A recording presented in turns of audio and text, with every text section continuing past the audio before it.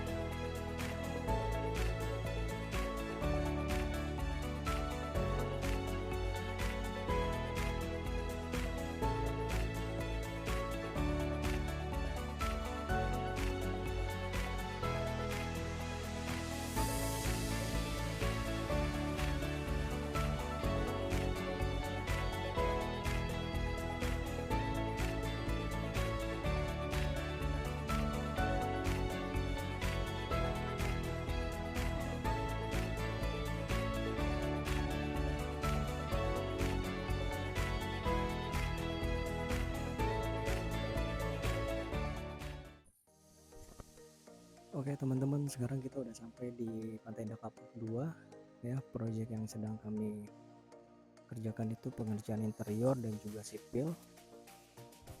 Ini ada mobil anak-anak nih, kita lihat aja langsung ke dalamnya ya.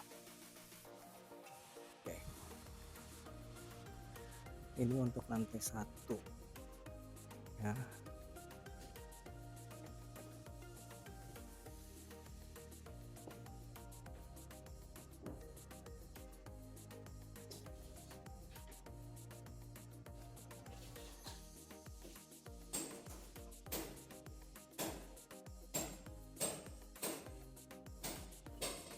Kita lanjut ke lantai 2 yuk.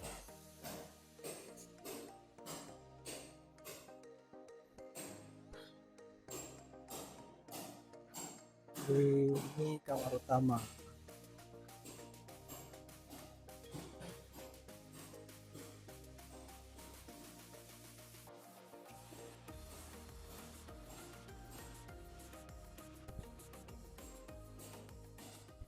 Sorry teman-teman, kemarin saya nggak bisa buatin lanjutan videonya karena ada beberapa hal yang mengharuskan saya untuk pindah ke project saya yang lain.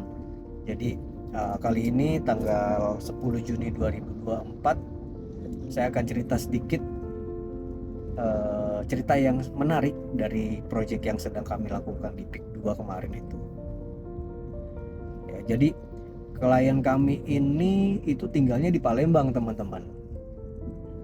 Mereka beli rumah di daerah Pik 2 itu sebagai investasi, dan juga rencananya tahun depan akan ditempati oleh anaknya yang akan sekolah di sini di Tangerang. Ya.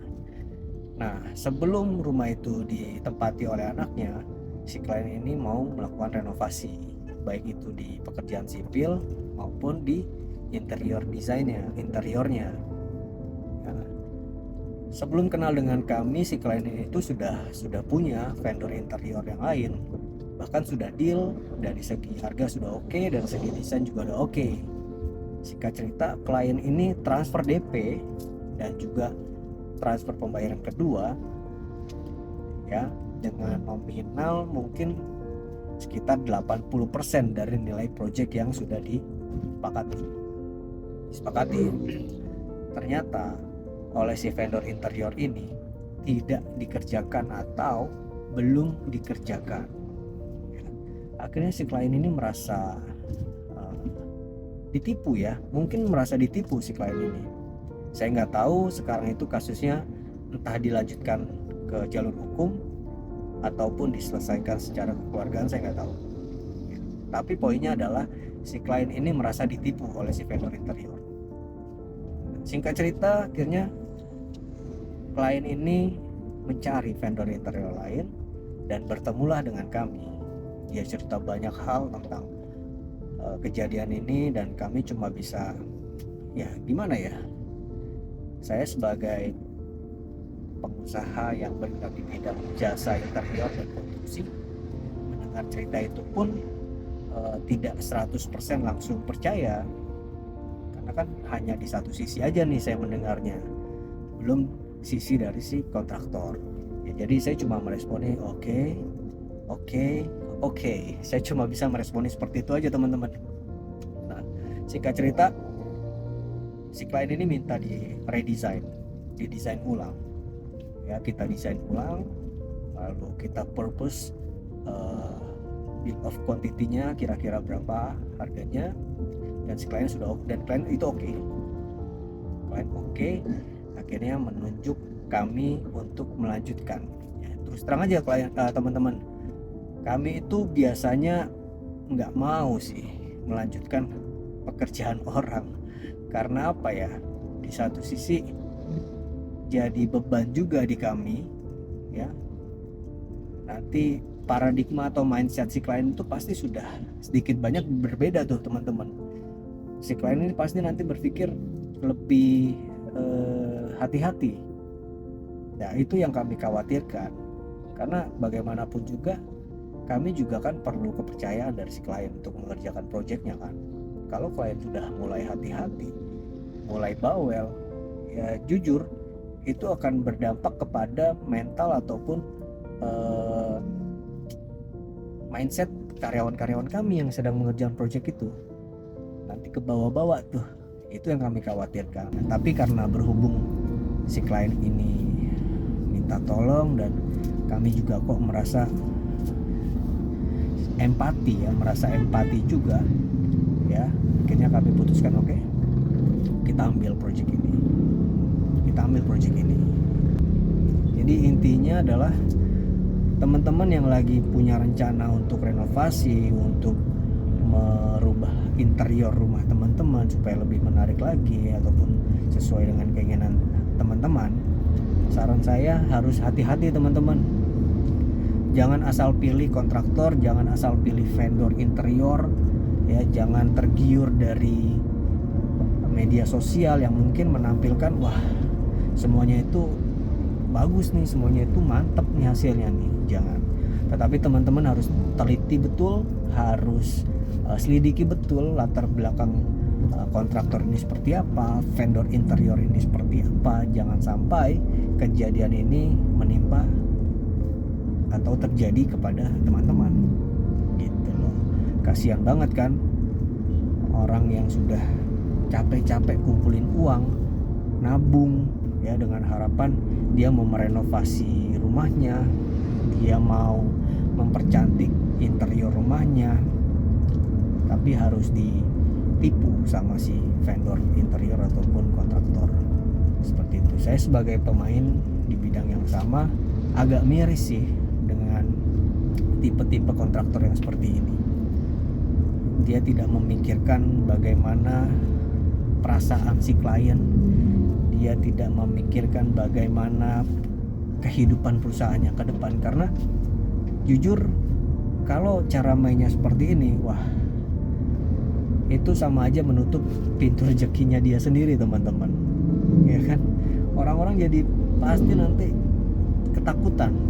Kalau nama itu udah jelek, orang-orang pasti takut gitu. Jadi saran saya adalah teman-teman harus lebih aktif lagi mencari tahu asal usul vendor interior ataupun kontraktor ini seperti apa, minta portfolio pengerjaannya, dan kalau bisa nih, sebelum teman-teman deal dengan salah satu vendor interior atau kontraktor, teman-teman minta untuk kunjungan ke proyek yang sedang dikerjakan oleh si kontraktor tersebut. Jadi teman-teman bisa lihat secara langsung pengerjaannya seperti apa, betul apa tidak pengerjaannya ya. Ataupun kalau misalkan kunjungan ke proyek yang sedang berjalan itu si kontraktor agak keberatan, oke lah, minta aja datang ke workshopnya buat melihat kualitas material yang dipakai itu apa, pengerjaan yang sedang dilakukan itu apa aja, hasilnya seperti apa ya. Karena jujur saya ketika mendapatkan klien-klien baru yang notabene mereka mungkin sudah aware ya, sudah mulai hati-hati memilih kontraktor ataupun vendor interior, saya pasti selalu ajukan, oke, Bapak Ibu, kapan ada waktu kita diskusi langsung aja di workshop sambil bisa melihat pengerjaannya seperti apa, material yang digunakan seperti apa, seperti itu. Dan banyak klien yang lebih welcome, dia lebih senang. Artinya sebelum si klien meminta, kami sebagai penyedia jasa tersebut sudah menawarkan diri terlebih dahulu gitu. Jadi ibaratnya si klien ini nggak beli kucing di dalam karung, ya kan, nggak meraba-raba nih si klien. Dia tahu kok workshopnya di mana, dia tahu kok hasil pengerjaannya seperti apa. Jadi intinya seperti itu, teman-teman. Buat teman-teman yang lagi mau mencari vendor kontraktor ataupun vendor interior, harus lebih aktif lagi, harus lebih hati-hati lagi menentukan, memilih, karena tidak semua vendor kontraktor atau interior itu benar ya. Jadi segitu aja cerita singkat saya. Jangan lupa subscribe, like, komen, share kalau menurut teman-teman video ini bermanfaat. Bye bye.